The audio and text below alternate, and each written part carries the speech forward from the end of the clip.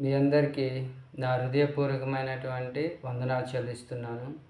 ఈరోజు దేవుని వాగ్దానము యెషయా గ్రంథం 41వ అధ్యాయం 14వ వచనం చదువుకుందాం.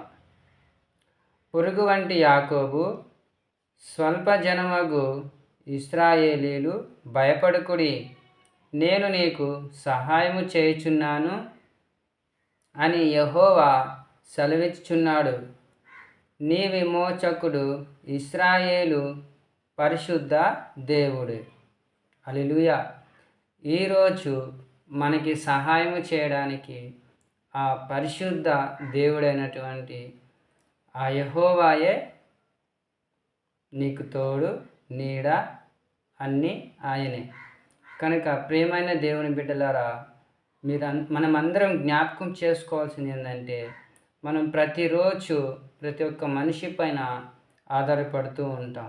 వారిని, నీ ఫ్రెండ్ని, నీ బంధువుల్ని, నీ ఇరుగు పొరుగు వారిని ఏమడుగుతున్నాం?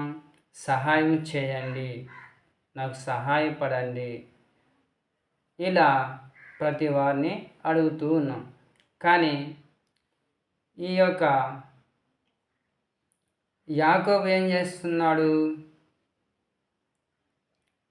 యాకోబుని ఆశీర్వదించి ఆయన ఇశ్రాయేలుగా మార్చిన తరువాత ఆయనకి చెప్తున్నాడు, నేను నీకు సహాయము చేయవాడును, నేను నీ కుడి పక్కన ఉన్నాను, నేను నీకు తోడుగా ఉన్నానని ప్రభువు చెప్తున్నాడు. ప్రియమైన దేవుని బిడ్డలారా, ఈ వాక్యము మీ జీవితంలో నెరవేర్చబడునుగాక.